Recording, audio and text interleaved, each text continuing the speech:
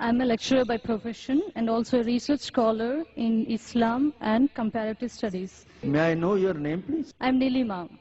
I respect your great enlightenment, sir, but I have a small qualification to be made. Let us go back to the Bhavishya Purana, Part 3, Khand 3, Adhyay 3, and Slokas 5 to 8. Before going to this, I would just like to mention that maybe you already know, because every prophet who comes in the name of God will fulfill the prophecy which is made for him. So any prophet who fulfills 50% of that prophecy is not qualified to be a prophet. I mean, this is a simple logical thing.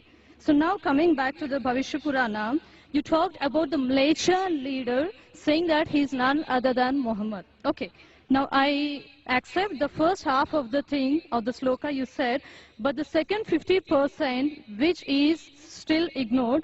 Now sir, let me tell you, Mleccha, the word meaning Mleccha, it is derived from Sanskrit dictionary, the meaning, and the meaning means non-Aryan or sinner or wicked person. These are the three different meanings given to the word Mleccha.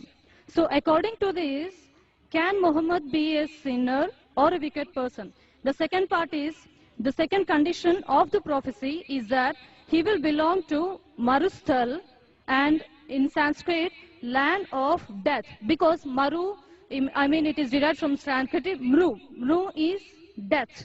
And definitely it does not quoting to the land of Arabia, because it is a barren land or it is a battlefield. And next, coming to the third point of it, this prophecy also mentions that Mleccha leader will take bath in Panchagavya and in river Ganges. And it is a common truth. We know that Ganges means Ganga river, and we all know that Ganga is not in Arabia, but it is in India. It is a universal fact. And coming to the taking bath in Panchagavya, the meaning of Panchagavya is 5 products of cow. And the products of cow is milk, curds, ghee, urine, cow dung. And now, sir, coming to this part exclusively, this prophecy must be fulfilled by Muhammad, wherein if you show me at least single reference from Quran, wherein Muhammad has taken bath in either in all these 5 products, that is milk, curds, ghee, urine, and cow dung, I'm ready to accept Islam today. Thank you, sir. Sister has rightly said that if the prophecy that you give, if more than 50% is not fulfilled, then the prophecy is wrong. I agree with you, sister. I agree with you. And I will answer all your 3 queries. Let's see whether you accept Islam or not today.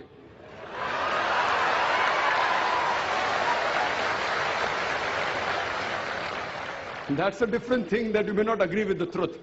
I will speak to you. I agree with you. Mleccha, I agree with you all your 3 definitions. Mleccha, one of the meaning is non-Aryan, meaning a foreigner. One of the meaning is sinner, one is a wicked person. That's the reason, like the Hindus, they call the Muslims as Mleccha. When they say that, they mean actually wicked and sinner. But the other meaning is also foreigner. As far as when I speak, when I quote from any scripture, while quoting and while taking the meaning, it's not necessary that if the word has got 4 meanings, then more than 2 meanings should be correct. No. Even if one is correct, the meaning is right. For example, the Quran says that don't have pig.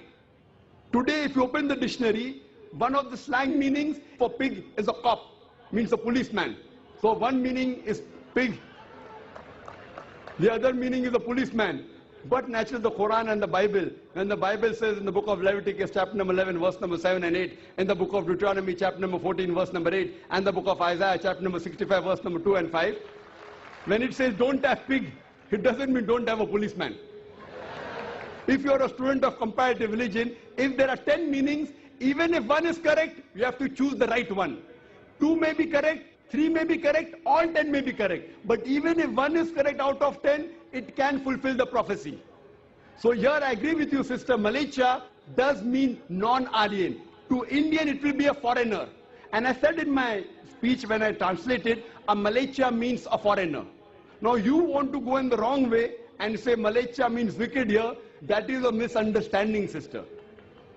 If you say the Bible says and the Quran says don't have a policeman, that means you're not a student of comparative religion, you are a novice. If any one of the meaning fulfills the prophecy, one more thing, if there's a doubt, there are 10 points I mentioned, all the others can't be refuted. Your second meaning, marustal. One of the marustal I do agree, mar means death, but the other meaning of marustal in Sanskrit is a sandy track. You go back to the dictionary today and open. In our Islamic Research Foundation, we have a Sanskrit dictionary also, sister. I am a student of comparative religion. I do agree, one is a place of death, the other is a sandy track. So why are you taking the wrong meaning? That means you're going out of the way. So if you see the permutation and combination, all the other points I mentioned are 100% correct. Here also, you have to choose the right meaning. So one of the meanings of marustal means a sandy track or a desert. Coming to your third question. And you accepting Islam, inshallah.